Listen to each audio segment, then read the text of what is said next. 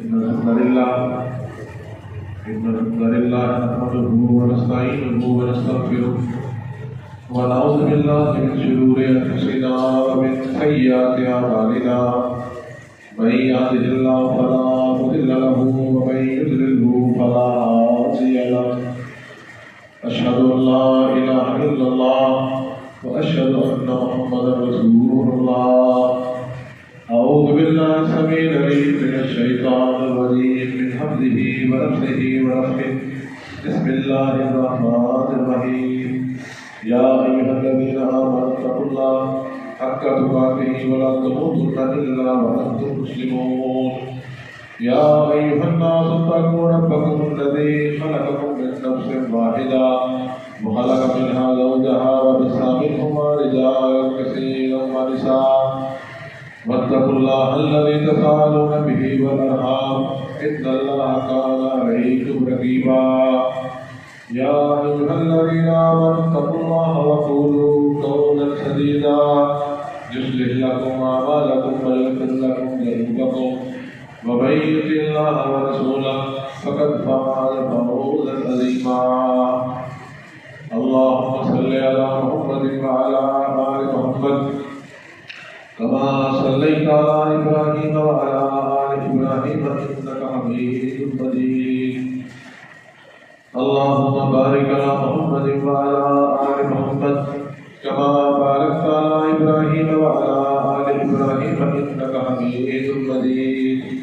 أما بعد فإن خير الحديث كتاب الله وخير الهدي هدي محمد صلى الله عليه وسلم فإن شر الأمور محدثاتها وكل محدثة بدعة وكل بدعة ضلالة وكل ضلالة في النار.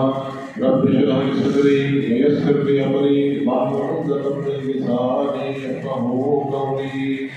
رب زدنا علما رب زدنا علما رب زدنا علما. أعوذ بالله من الشيطان الرجيم. واتقوا فتنة لا تصيبن الذين ظلموا منكم خاصة واعلموا أن الله شديد العقاب. ہر قسم کی حمد و ثنا، تعریف، توصیف، بزرگی، بڑائی، عظمت، رحمت، جلال، شان اللہ تبارک و تعالیٰ کے لیے. ہر قرت ناتعداد درود و سلام سرور کونین تاجدار مدینہ والی وطن ساقی کوثر شاہ محشر سید البشر سید الانبیاء حضرت محمد مصطفیٰ صلی اللہ علیہ وآلہ وسلم کی ذات اقدس و سلطان. حضرات، آج ایک انتہائی اہم صورتحال کے بارے میں بات کرنی ہے. آج کے ان حالات میں عموماً ہم لوگ ایک جملہ سنتے ہیں. جملہ کیا ہے کہ بھائی آج کل فتنوں کا دور ہے. بڑا چھوٹا جوان خواتین سمجھدار خواتین عموماً یہی بات گھروں میں بھی کرتے ہیں، اپنی مجلسوں میں بھی کرتے ہیں کہ بھائی آج کل فتنوں کا دور ہے. کوئی مسئلہ واقعہ پیش آ جائے ہم یہ بات کرتے ہیں. لیکن کوئی شخص ان فتنوں سے کیسے بچا جائے، ان فتنوں سے کیسے ہم مقابلہ کر سکتے ہیں، کس طرح اپنے آپ کو، اپنی فیملیز کو، اپنے بچوں کو، اپنے بھائیوں کو، اپنے گھر والوں کو، اپنی نئی نسل کو بچا سکتے ہیں، اس بارے میں کوئی بات نہیں کرتا. کوئی بری چیز دیکھتے، کوئی ایسے انہونی واقعہ ہوتا ہے جو شریعت کے خلاف ہو، ہمارے معاشرے کے خلاف ہو، ایک حادثہ پیش آ جائے یا برا واقعہ پیش آئے، افسوس کرتے ہیں اور یہ جملہ کہتے ہیں یار فتنوں کا دور ہے اور اللہ میں حضرت. اس کے علاوہ اس کے بارے میں ہماری کیا تیاری ہونی چاہیے، کس طرح بچنا چاہیے، اس بارے میں ہماری بات ہے. اللہ تبارک و تعالیٰ قرآن میں فرماتے ہیں وَاتَّقُوا فِتْنَةً لَا تُصِيبَنَّ الَّذِينَ ظَلَمُوا مِنكُمْ خَاصَّةً. اللہ فرماتے ہیں ایسے فتنوں سے، فتنے عربی زبان کا لفظ اس کا مطلب ہے آزمائش. ایسی چیز، ایسا واقعہ، ایسی خواہش، ایسی چاہت، ایسا عمل جس میں آپ کو دین پر کھڑے رہنا مشکل ہو جائے، آپ کو ایمان میں جانا مشکل ہو جائے، اسے ہم فتنہ کہتے ہیں.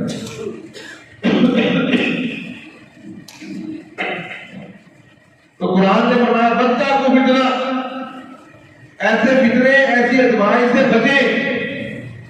لا تصیبن الذین ظلموا منکم خاصہ، کہ جو آزمائش، جو فتنہ صرف ان لوگوں کے لیے نہیں ہے جو ظلم کرتے ہیں. وہ عذاب، وہ آزمائش صرف ان کے لیے نہیں جو ظلم کر رہے ہیں. وہ سب کو پھر اپنی لپیٹ میں لیتا ہے. ہم یہ سمجھیں کہ ہمارے اس مسجد میں یا ہمارے محلے میں، ہمارے معاشرے میں کچھ لوگ گناہ گار ہیں، وہ گناہ کرتے ہیں، کچھ زیادتی کرتے ہیں، کچھ ظلم کرتے ہیں.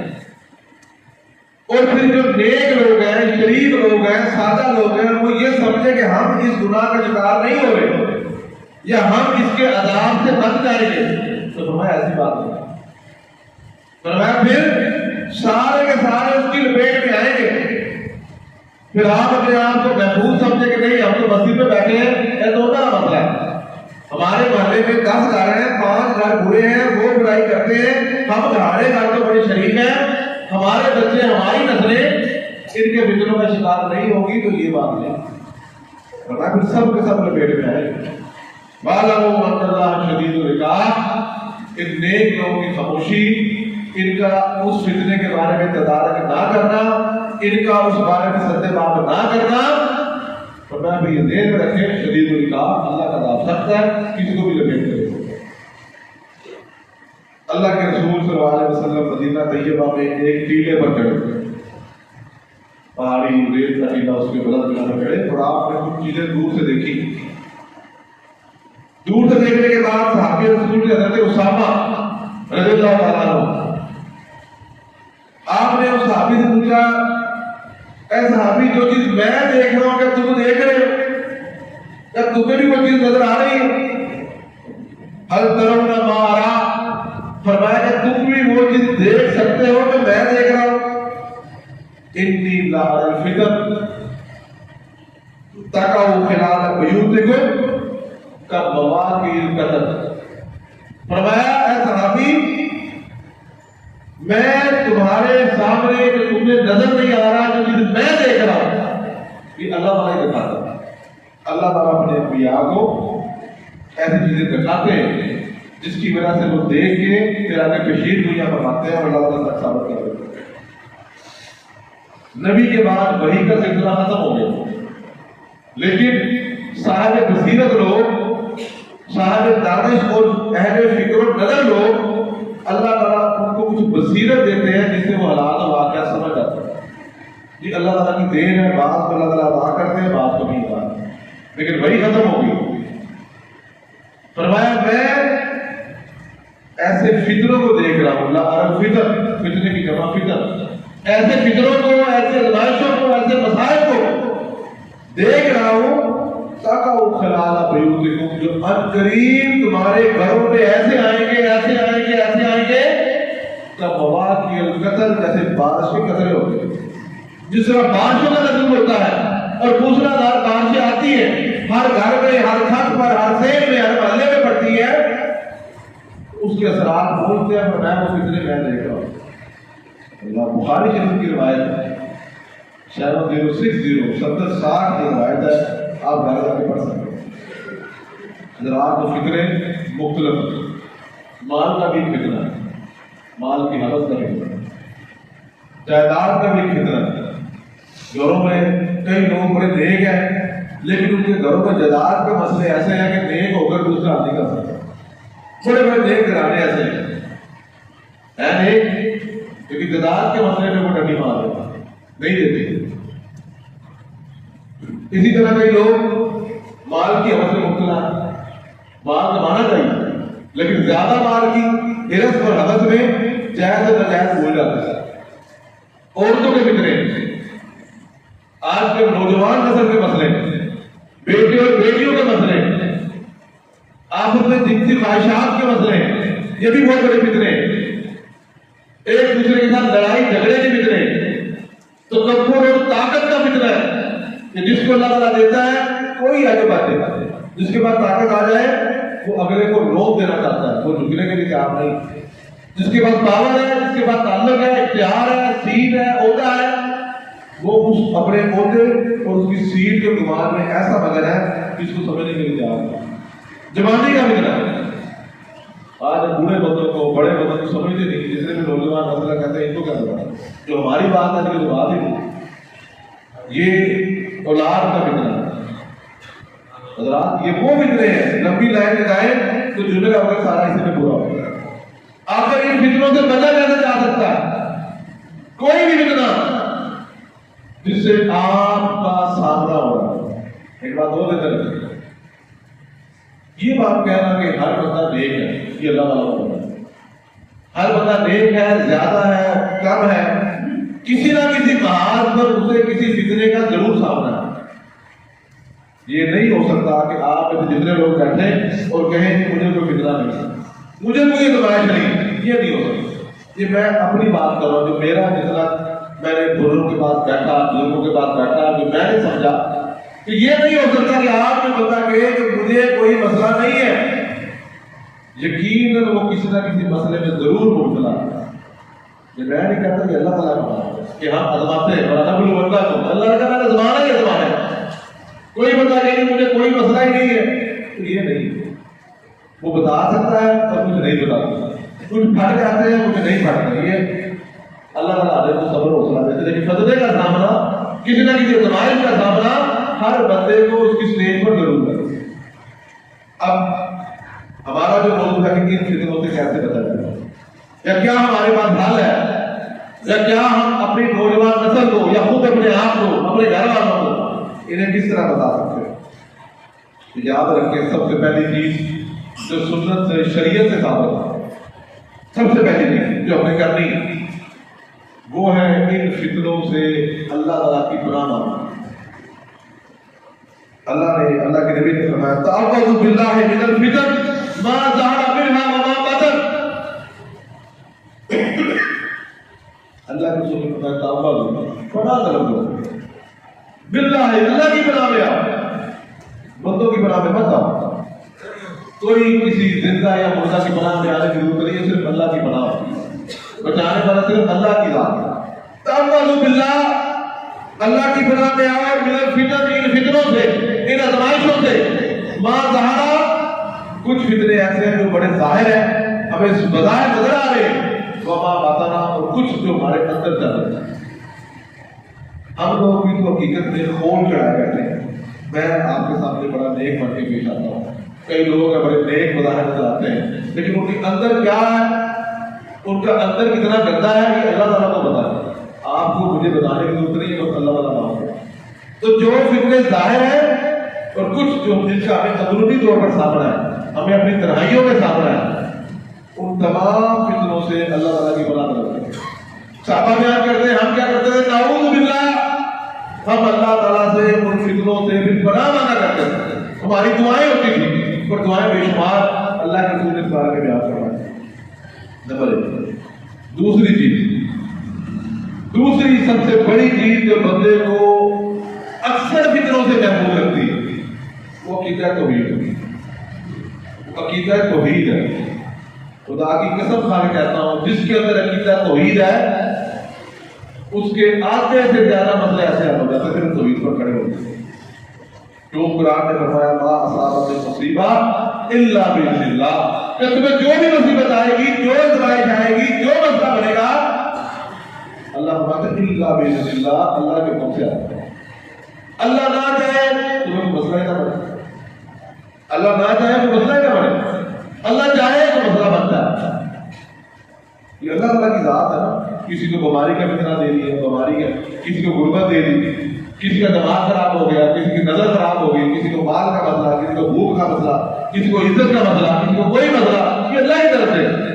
اللہ نہ چاہے الا باذن اللہ، ومن یؤمن باللہ یہدی قلبہ، فرمایا ومن یؤمن باللہ، جو بندہ کسی بھی فتنے میں مبتلا ہے، ومن یؤمن باللہ، لگا وہ اللہ پر ایمان لائے یہدی قلبہ، اللہ اس کے دل کو ہدایت دے دے۔ اتنا آزمائش جو بھی آپ کو آئی اسے بچنا کیسے ہے، اس میں آپ پھنستے ہیں تو فرمایا یہدی قلبہ، اللہ پر ایمان لائے یہدی قلبہ، اللہ اس کے دل کو ہدایت دے دے۔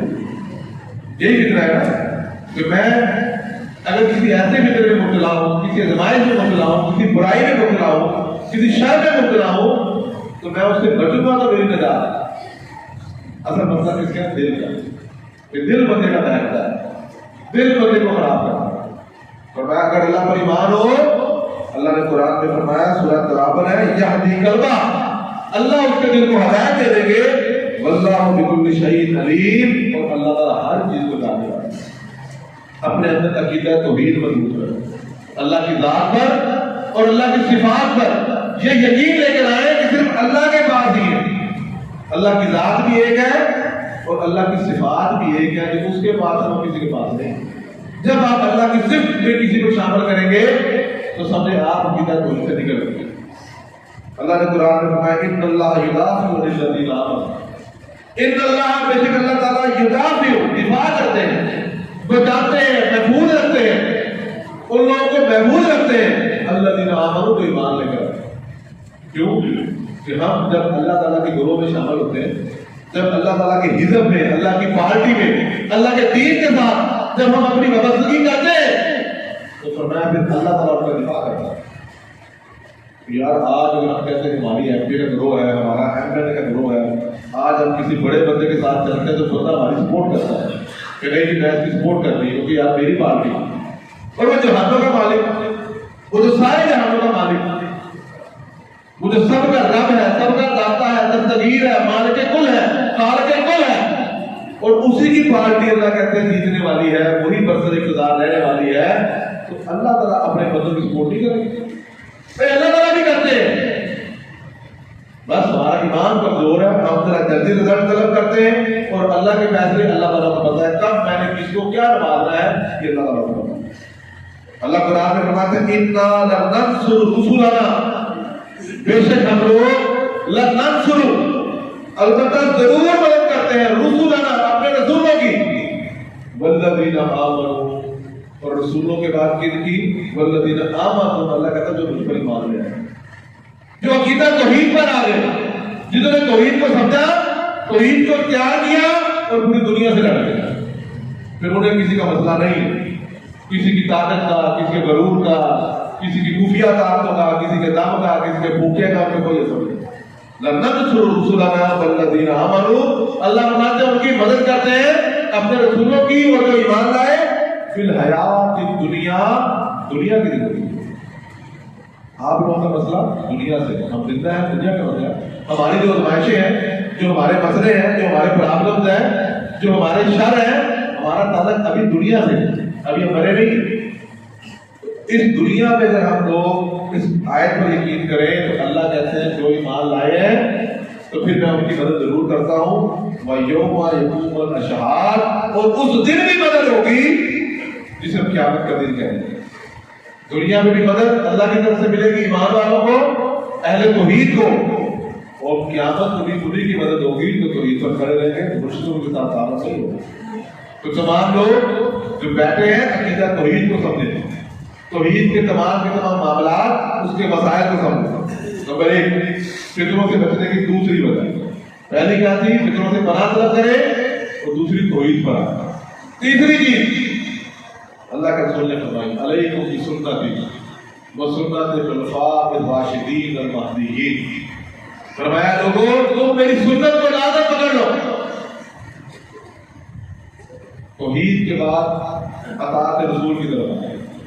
اطاعت رسول کے لیے ایک سادہ سا کلیہ کہ جو بھی آپ عمل کرتے ہیں آپ اس کی کنفرمیشن کریں آیا سنت سے ثابت ہے کہ نہیں۔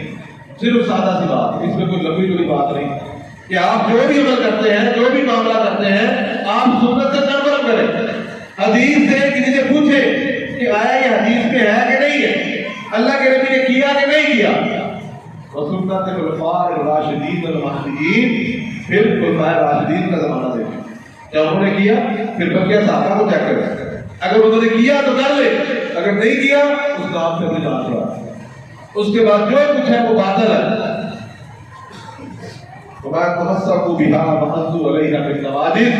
فرمایا لوگوں میری سنت اور صحابہ کی سنت ان کو مضبوطی سے تھامو، ان پر اپنے آپ کو مضبوطی سے کاربند کرو، اپنے جسم کو، اپنے معاشرے کو، اپنے دوستوں کو اس بات پر لاؤ کہ ہم نے نبی صلی اللہ علیہ وسلم کی سنت پر عمل کرنا۔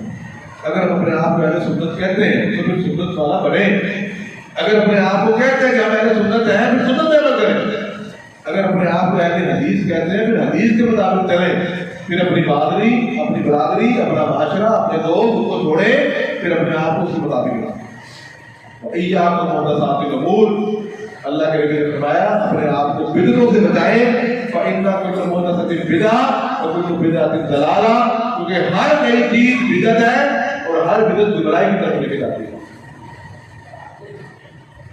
اللہ اکبر۔ اللہ کے نبی نے فرمایا آخری حدیث سنا کے بعد ہم کرتے ہیں، ترکت فیکم امرین لن تضلوا ما تمسکتم بہما۔ اللہ کے نبی نے فرمایا لوگوں میں تمہارے درمیان دو چیزیں چھوڑ کر جا رہا ہوں، کتاب اللہ و سنت، ایک میری کتاب اللہ تعالیٰ کی کتاب قرآن مجید اور دوسری میری سنت۔ فرمایا لن تضلوا ما تمسکتم بہما، تم ہرگز گمراہ نہیں ہوگے، تم ہرگز کسی فتنے میں مبتلا نہیں ہوگے، ما تمسکتم بہما، جب تک تم لوگ ان دونوں کو تھام کے رکھو۔ قرآن پر عمل کریں، اللہ کے نبی کی سنت پر عمل کریں۔ جب قرآن اور سنت پر عمل کریں گے کوئی فتنہ آپ کا مقابلہ نہیں کر سکتا۔ اگر فتنوں سے بچنا چاہتے ہیں اپنے آپ کو قرآن اور سنت پر لے کر آئے۔ وآخر دعوانا الحمدللہ۔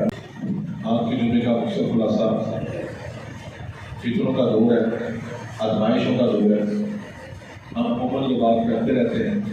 آج کے خطبہ جمعہ میں اسی بات کے بارے میں بات کی کہ فتنوں سے بچا کیسے جائے۔ پہلی چیز فتنوں سے پناہ مانگ کریں، اللہ تعالیٰ سے پناہ مانگی کریں۔ دوسری عقیدہ توحید پر آئیں۔ تیسری سنت رسول کو فالو کریں۔ چوتھی صحابہ کرام کے طرز عمل کو اختیار کریں۔ اسی بارے میں کچھ اور باتیں بھی رہتی ہیں، وہ انشاءاللہ اگلے خطبہ جمعہ میں انشاءاللہ بیان کی جائیں۔ إن الحمد لله نحمده ونستعينه ونستغفره ونعوذ بالله من شرور أنفسنا ومن سيئات أعمالنا من يهده الله فلا مضل له ومن يضلل فلا هادي له أشهد أن لا إله إلا الله وأشهد أن محمدا رسول الله سبحان ربك رب العزة عما يصفون وسلام على المرسلين والحمد لله رب العالمين۔